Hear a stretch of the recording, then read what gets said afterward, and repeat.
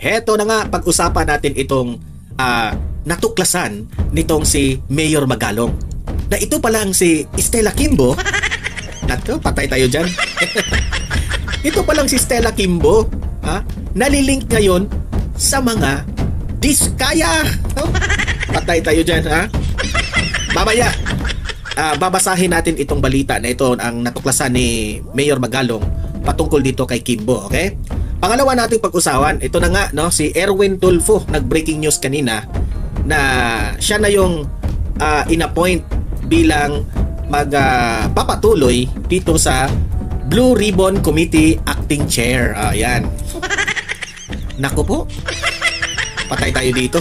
Bendalo maraming bendalong mangyayari dito. So mamaya pag-usapan natin yan si Erwin Tulfo.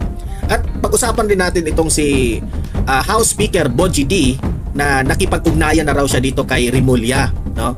Patungkol po ito kay dating Congressman Zaldico, no? Patungkol po sa kanyang passport kasi si Zaldico ngayon gala lang siya ng gala kahit saan pumupunta. Mamaya pag-usapan din natin yan, Ito pa, itong magulo na nangyari kanina sa House of Representatives patungkol po dito sa budget ng Office of the Vice President. Na itong si Laila de Lima, galit na ito si Laila de Lima. Parang sabi pa nga niya, binastos nyo ang Kongreso kung ano-ano mga sinasabi niya Tapos mamaya pakinggan natin yung privilege speech nitong si de Lima na humantong ito sa for short, ang Office of the Vice President na budget, no, ay talagang kinaltasan nila at nagme-maintain kung ano yung budget na pinopose ni VP Sara, nag-maintain na lang kasi tumaas konti yung proposal ni VP Sara Pero yan na nga, hindi nila inaprubahan. Kasali pa dito si Sandro Marcos. Kitang-kita mo dito na they are not for the people. Dahil sa away politika, nadadamay po ang budget ng Office of the Vice President na maganda sana yung layunin. Okay? At ang daming kapalpakan na rason nitong mga sina Sandro Marcos at bilib na bilib ako kay Congressman Ungab, no, na talagang ipinaglaban niya. Nag-apila pa siya dito. Mamaya ipapakita ko lahat yan, okay? At last but not the least na ating pag-uusapan ay pakikinggan natin itong vlog ni dating spokesperson Attorney Harry Roque patungkol po sa nangyari kay former President Duterte, Tatay Digong, sa ICC. Okay? Kulong pa rin si Tatay. Tama ba ito? Yan po ang title ng kanyang ni Attorney Harry Roque. Mamaya magre-react tayo dyan sa sinasabi ni Attorney Harry Roque. Okay? Pero guys, bagong lahat, help me po muna na i-like at saka i-share itong video na ito para kakalat ito sa taong bayan. Okay? Mahalaga like and share. Okay, ready? Sabay-sabay mo tayong mag-like and share. 1, 2, 3, go! Ayan, naka-like and share na ba? And sa mga bago pa lang dito sa aking channel sa Donmar TV, mag-subscribe na po kayo kung first time nyo itong napanood, no? Para lagi kayong updated sa ating mga balita. Okay, unahin muna natin itong sa binalita ng Daily Tribune. Ano ba ang natuklasan nitong si Mayor Magalong? Ang sabi dito, records show that Kimbo implemented 4 infrastructure projects in her district through companies owned by controversial contractor, couple, Sara and Curly Diskaya. Booking tayo diyan. Di ba? Ang dami nating satsat ang dami nating mga kung ano-anong mga sinasabi natin sa confidential funds si VP Sara. Batikos tayo ng batikos sa mga Duterte na mga kurap raw. Pero heto, sasagutin nyo ito. Sagutin nyo ito. Kasi itong si Mayor Magalong, isa ito sa mga local government officials na hindi po ito hihinto kung hindi mananagot itong mga korap sa ating lipunan. Ito ako po ay nananawagan dito sa kaya nga nadismadya na tayo, di ba?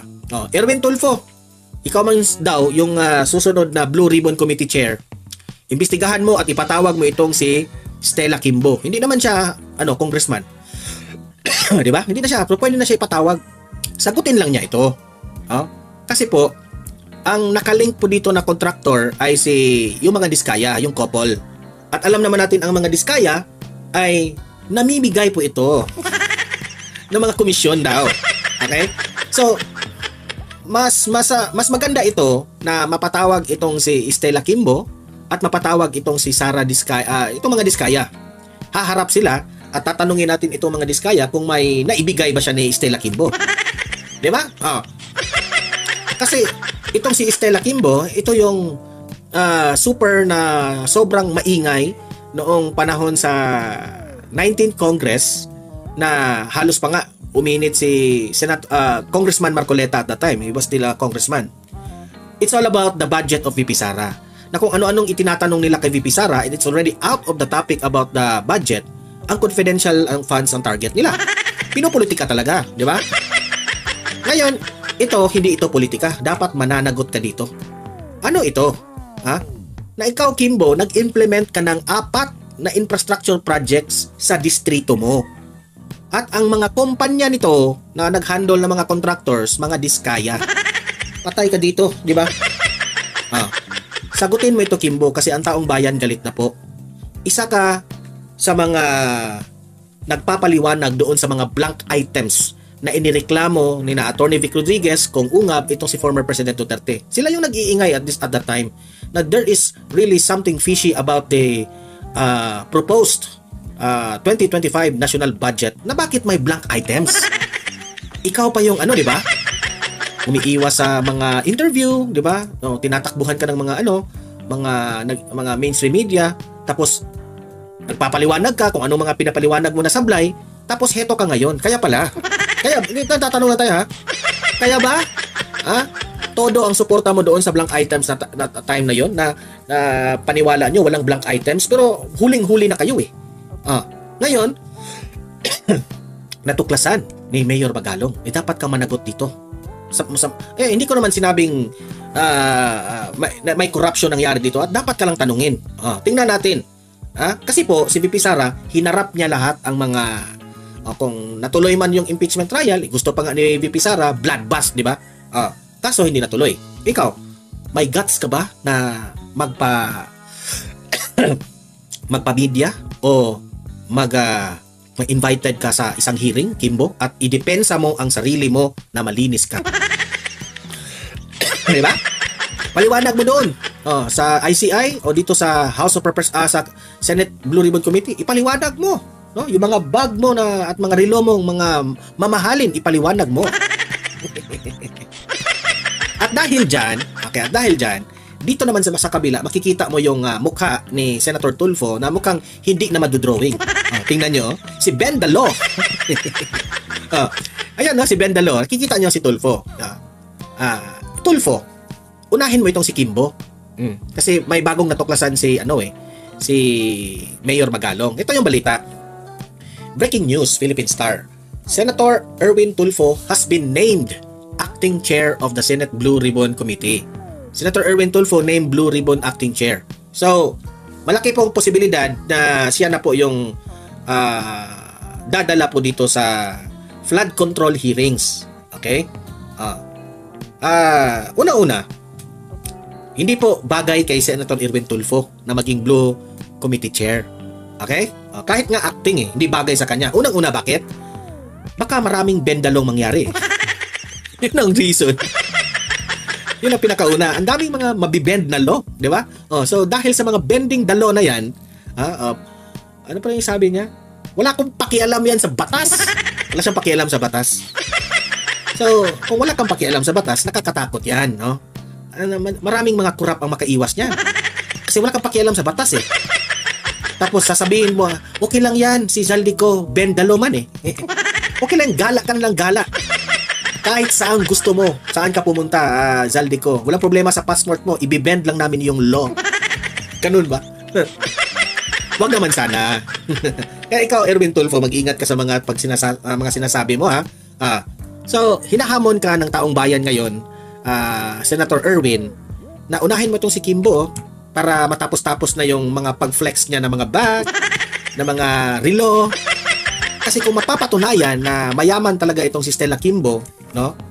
Ay ma-understand natin na meron siya ng mga ganitong bagay, di ba? Dapat linisin niya ang pangalan niya. Yun lang naman, di ba? At heto ngayon.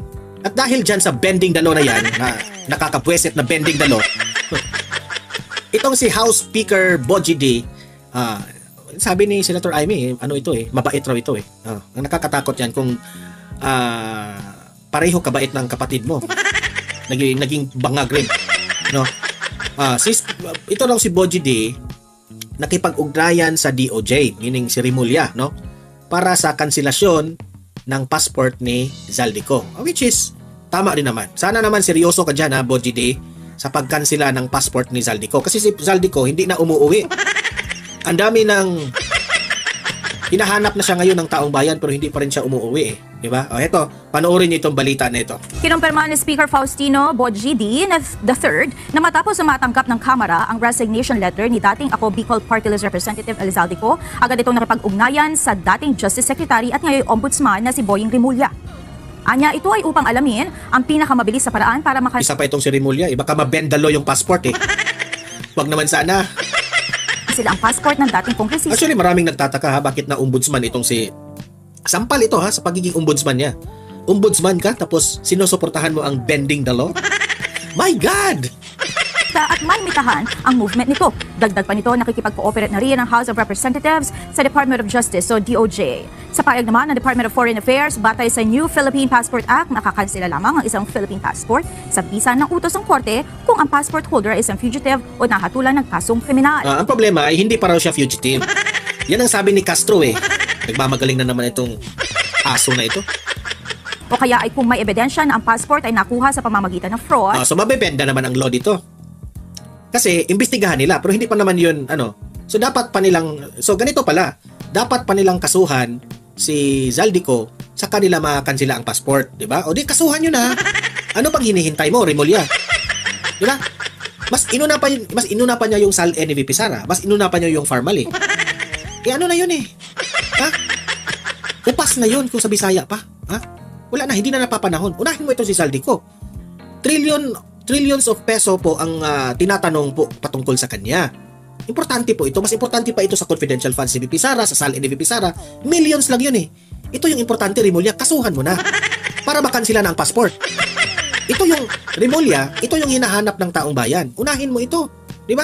Ano lang dito, nakakasakit, no? Mas inuna pa yung kay VP Sara na SALE ni Rimulya.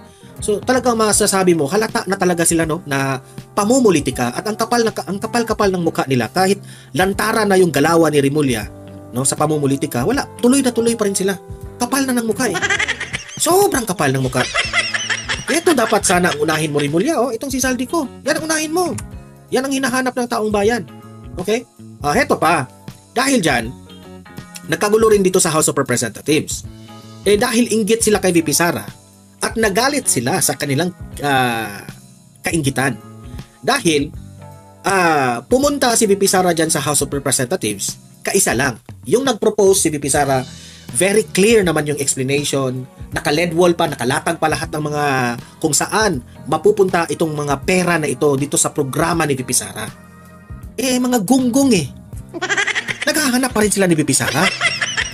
Gusto pa rin nila sa second at third reading na pumunta si VP Sara kasi gusto talaga nilang tanungin yung confidential funds.